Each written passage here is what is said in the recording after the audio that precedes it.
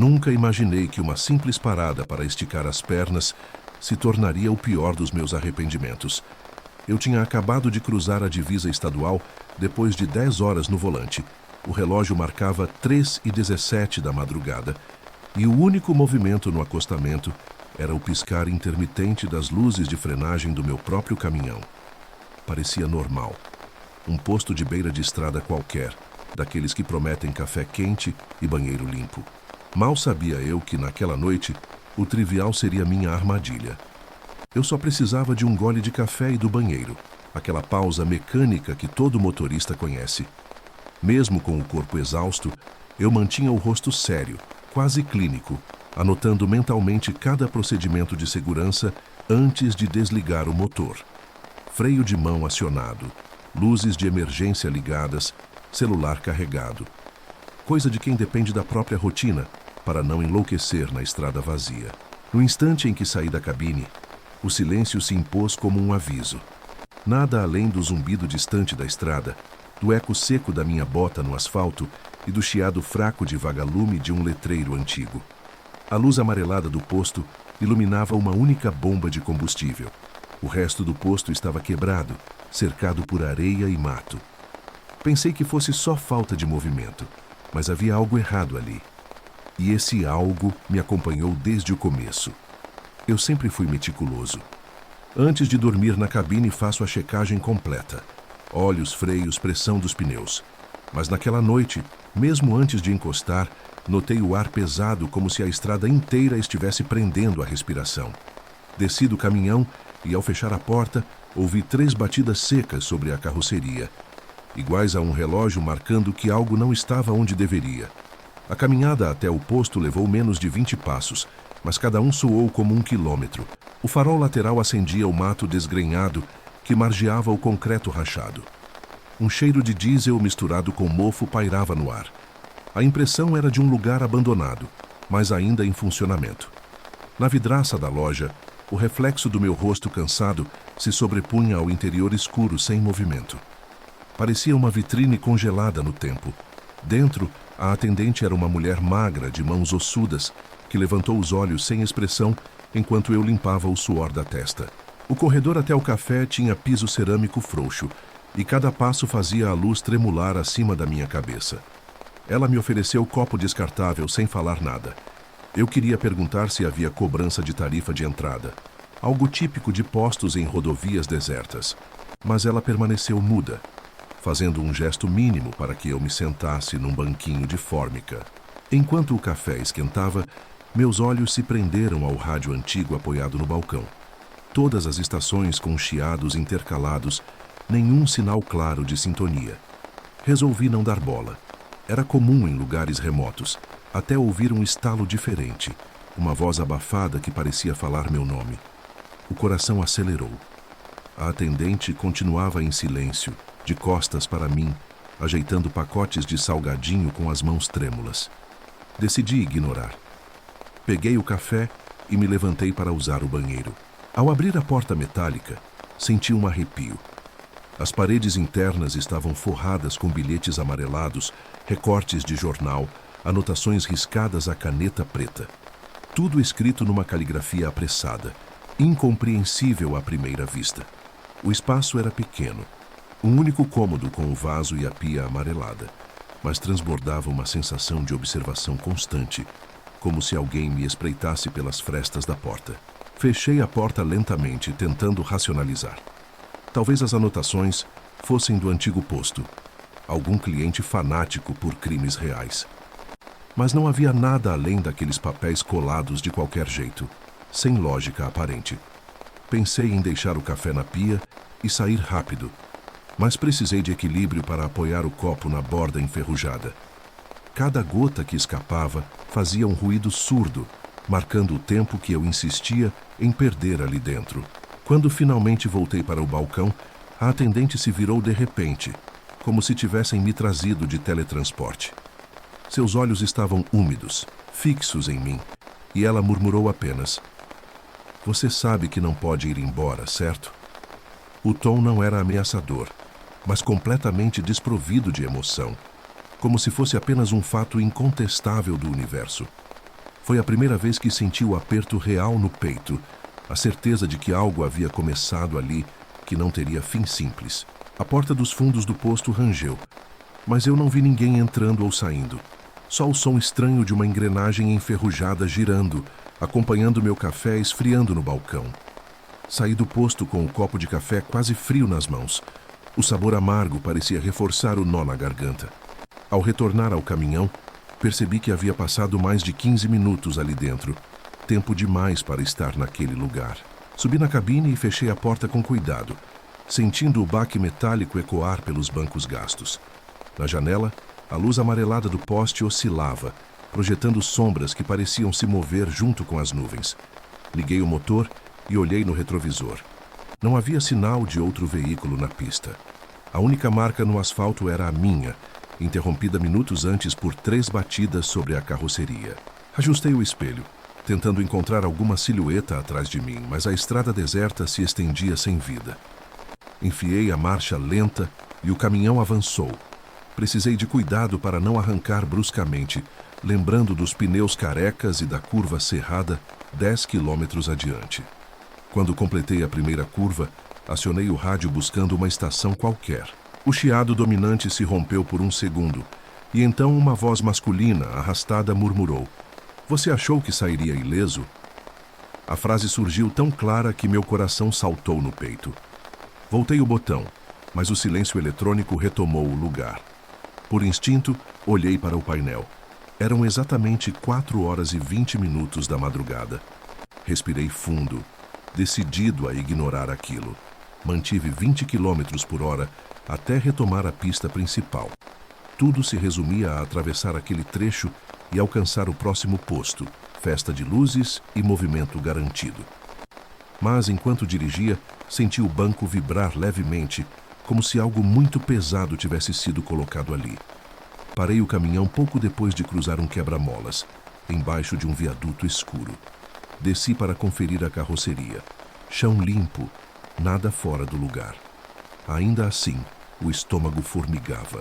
Voltei para a cabine, e a esta altura a única luz acionada era a do painel. O rádio, sem nenhuma frequência captada, alternava chiados. Foi quando percebi a mensagem piscando na tela do meu celular sobre o banco ao lado. Uma notificação de chamada não atendida vinda de um número desconhecido.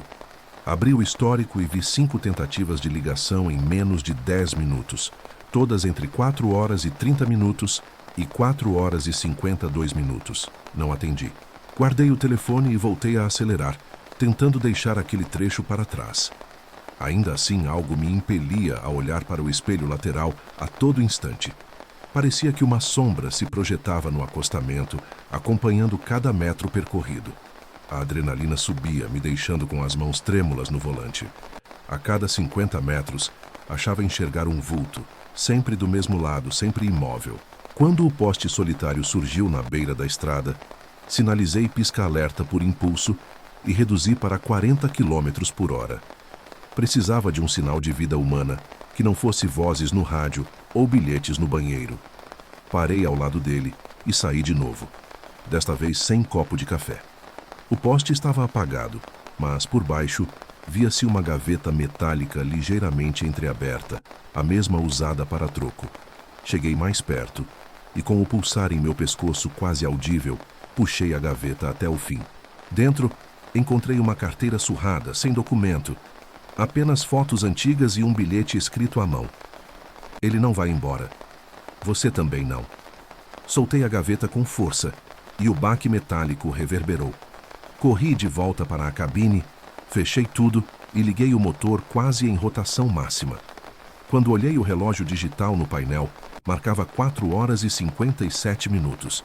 A estrada vazia me parecia agora um corredor de concreto interminável, e o silêncio, algo bem pior do que um simples breu.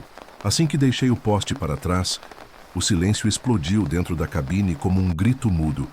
Os ponteiros marcavam 5h03 da madrugada, e a estrada diante de mim se dividia em 2 pistas imersas em breu.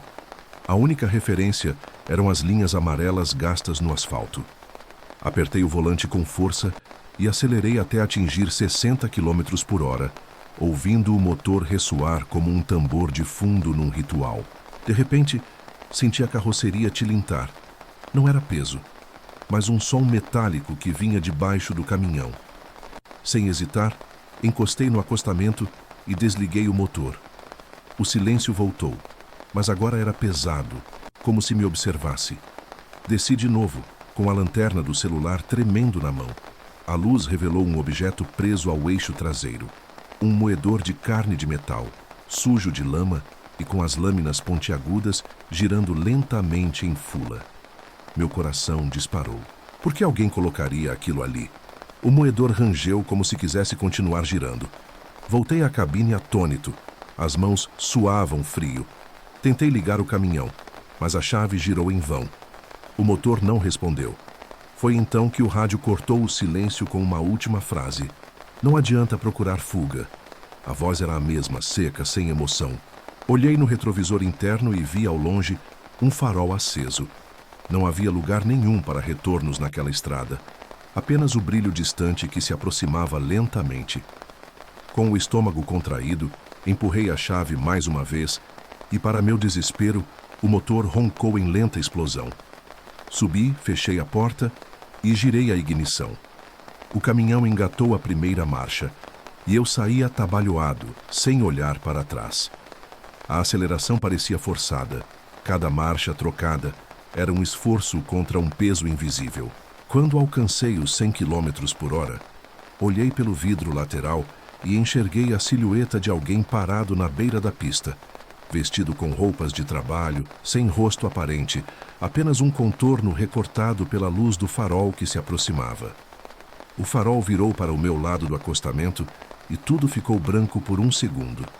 Pisquei, e quando a visão voltou, a figura havia sumido.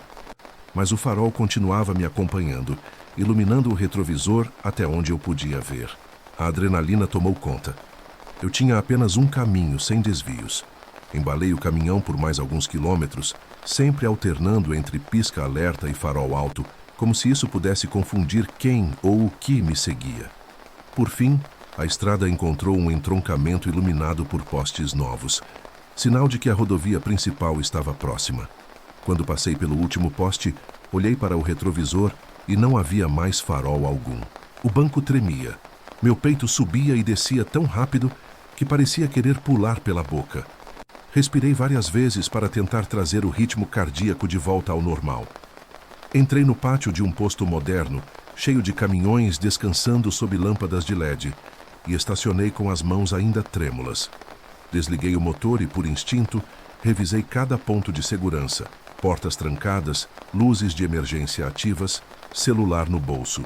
Talvez fosse só um conhecido brincalhão, um colega de estrada querendo pregar uma peça. Talvez fosse só a exaustão pregando peças na minha mente. A atendente do novo posto me olhou sem surpresa e perguntou se eu queria café. Balancei a cabeça afirmativamente e a segui até o interior limpo, longe do cheiro de mofo e dos bilhetes no banheiro.